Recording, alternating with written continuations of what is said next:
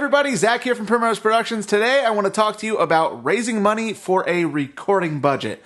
Obviously, everyone knows that when you go to a recording studio, it's going to cost money, and it's usually a pretty decent chunk of money. So, yeah, how do you save that money to go and record your projects? But before we jump into that, if you are a new artist, a new band, I have something that I want to give you that's going to make this whole conversation completely pointless, because I want to give you a free song recorded, mixed, and mastered at my recording studio.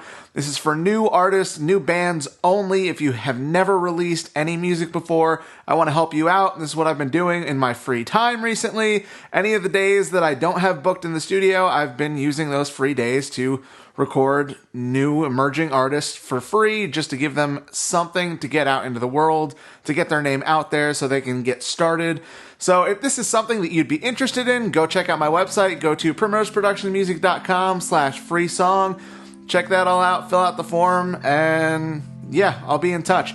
Anyway, let's get into it. Today I'm going to take you through 3 different ways to raise money for a recording budget. Number 1, really straightforward, just save money from your day job to pay for the recording budget. I know, crazy concept, but hear me out.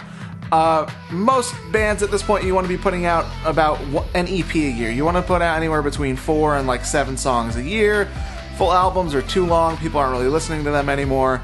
Singles are fun, but I feel like an artist gets more out of doing a full EP than just a single at a time, and it also helps you get a little bit of a more cohesive sound to do multiple songs at a time. So let's just say, for example, that you guys want to do 5 songs a year. Alright, to fully record, mix, and master, a pretty low, mid-level budget for recording 5 songs, you're going to probably be at about $1,000 a song. So let's say to record 5 songs, the studio you're going to go to is going to charge you $5,000. Sounds like a lot, but you probably, at least in my band, there's 5 members in my band. So a lot of bands out there are 5 members. So let's do the math. $5,000 for a 5-song EP this year. That means that each member is going to have to pay $1,000.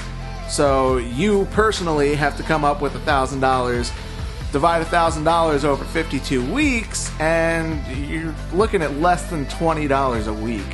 So if you just take a $20 bill out of all your paychecks and just set that aside somewhere, by the end of the year, you're going to have your $1,000 to contribute to your band's EP for the year. It's not that hard. It's I know it seems like a lot of money in the moment, but if you just do a little bit at a time, you'll be able to continuously put out music for a reasonable cost without destroying your bank account in one shot.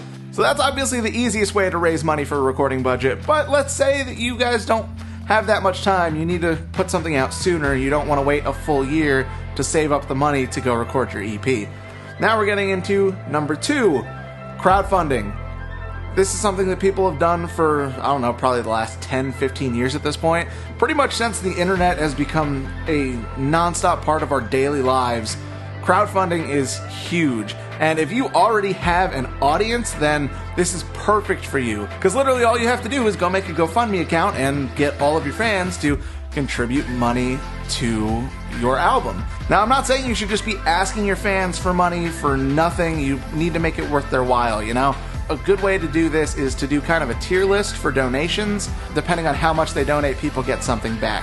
So let's say if somebody donates $10 to the album budget, then they get a free digital download of the album when it comes out. That way it's kind of just like they pre-ordered the album. Let's say they donate $50, then maybe they get a free download of the album and, I don't know, an autographed picture, something like that. Just something small that's relatively inexpensive to you. You know, it costs what? 40 cents to print a picture at Walmart or whatever.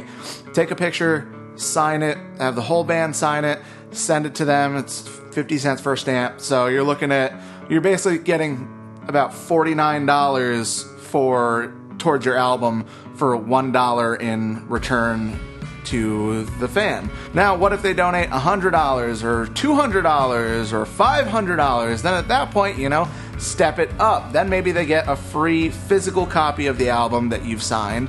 Maybe they get a free t-shirt, something like that. So obviously, yes, some of what you're coming in needs to be set aside to give these people the extra things like shirts or physical copies of the album or whatever you're doing to give back to them. But you're still getting a large chunk towards the album. So that's how you do crowdfunding for your album in a way that it's not like just begging for money. Now, crowdfunding is great, but it does take a little bit of time. So what if you need to record your album like tomorrow? What if you've already gotten a quote from the studio and you're ready to go in, you just need to suddenly come up with money now?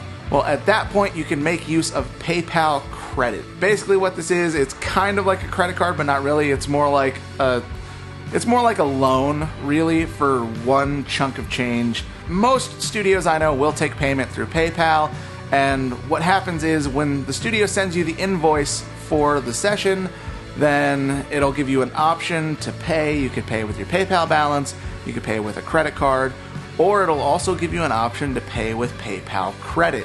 Basically what that does is you'll have to put in like your social number and shit like that for the same way that you would have to apply for a loan or to apply for a credit card.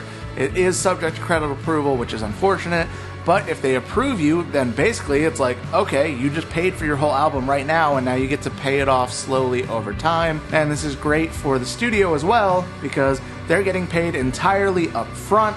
They don't have to wait for you to make payments, and then you get to make payments over time paying back PayPal, not the studio, so it's not screwing over the engineer either. Now, admittedly, this is probably not the best way to go if you're not the best with managing your money, or if anyone in your band is kind of a flake when it comes to paying for things. You want to make sure that they're not going to leave you personally on the hook for all the money that you now owe PayPal back. So that's kind of a last resort if you ask me. But if that's something you want to do, it's a great way to go about it, as long as you're positive that you won't have an issue paying back the money over time, because you don't want to screw yourself credit score wise, because that's difficult to get out of.